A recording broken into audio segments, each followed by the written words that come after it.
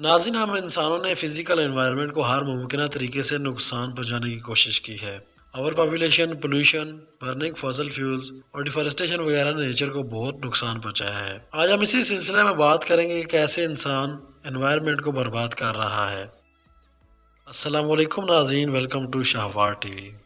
Number एक, ozone depletion. ये तो आप सब जानते ही होंगे कि ओजोन लेयर हमें सूरज की खतरनाक अल्ट्रा वायलेट रेडिएशन से बचाती है। पिछले कुछ डेकेड्स में इंसानों की वजह से ओजोन लेयर के साइज में ड्रामेटिक कमी वाक़ हुई है। इस मामले में मेजर कंट्रीब्यूटर दरअसल क्लोरोफ्लोरोकार्बन और हाइड्रोक्लोरोफ्लोरोकार्बन की प्रोडक्शन है। ये chemicals refrigeration, air conditioning, spray cans में इस्तेमाल होते हैं और जब ये एटमॉस्फेयर में रिलीज होते हैं फिर ये ओजोन मालिक्यूल्स को तबाह कर देते हैं। Number 2, acid rain.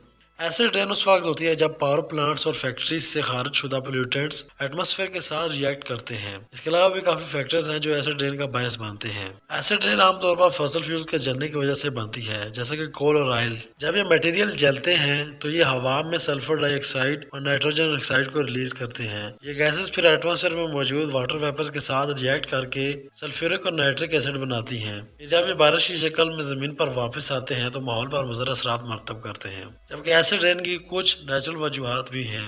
जब भी एसिडिक रेन होती है तो ये इंसानी ज़िंदगी पर ख़तरनाक तरह से असरअंदाज होती है। ये हवा में छोटे पार्टिकल्स क्रिएट कर देती है और ज़मीन की सरफेस पर एक हाईली इरिटेटिंग गैस की लेयर बना देती है और ये दोनों ही अगर इनहेल कर ली जाएं तो रिस्पिरेटरी प्रॉब्लम्स और परमानेंट लंग डैमेज की वजह बन सकती हैं। एसिड रेन इमारतों और मोनूमेंट्स को भी डैमेज करती है क्योंकि इसकी वजह से पेंट उतरता है और पत्थर पुराने और वान दिखाई देते हैं। इसके अलावा एसिडिक रेन नदी नालों के पानी का पीएच लेवल कम कर देती है जो कि आबी हयात के लिए भी नुकसानदेह है।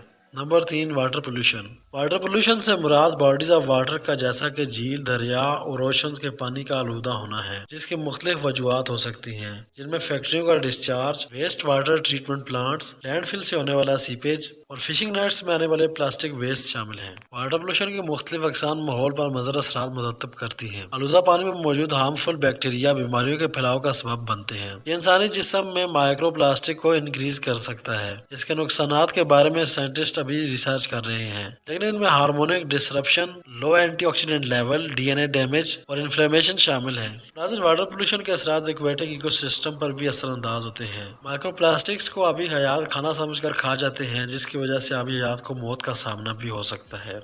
Number 4, deforestation. इससे मुराद दरख्तों की क्लियर कटिंग है। दरख्त काटने की वजह से फ्लड्स और लैंडस्लाइड्स बढ़ जाती हैं। ग्लोबल क्लाइमेट चेंज में भी डिफॉरेस्टेशन का अहम किरदार है। इसी वजह से बहुत सारी ग्रीन हाउस गैसेस भी पैदा होती हैं। Number 5, noise pollution. Noise pollution traffic, construction, aircraft की वजह से पैदा होती है। एनवायरनमेंट पर नॉइस पोल्यूशन के बहुत बुरे असरात मुरतब होते हैं। जानवर मुख्तलिफ किस्म की आवाज़ों से नेविगेट करते हैं। अलबत्ता नॉइस पोल्यूशन की वजह से जानवरों को बहुत मुश्किलात का सामना होता है। नाज़रीन, मरीन लाइफ भी नॉइस पोल्यूशन के असरात से नहीं बच सकती। Number 6, light pollution. Light pollution दरअसल आर्टिफिशियल लाइट के ओवर यूज का नतीजा है। स्ट्रीट लाइट्स, हेडलाइट्स वगैरह लाइट पोल्यूशन का बायस बनती हैं। नाज़रीन, हम सब की जिम्मेदारी बनती है कि हम अपने प्लानेट की हिफाजत करें। हमें लोकल और सीजनल प्रोडक्ट्स का इस्तेमाल करना चाहिए और अपनी ज़रूरत से ज़्यादा चीज़ ना खरीदें। इसके अलावा भी कई और तरीके हैं जिनसे हम अपनी ज़मीन को बचा सकते हैं। ऐसी मज़ीद वीडियोज़ देखने के लिए शाहवार टीवी को सब्सक्राइब करें।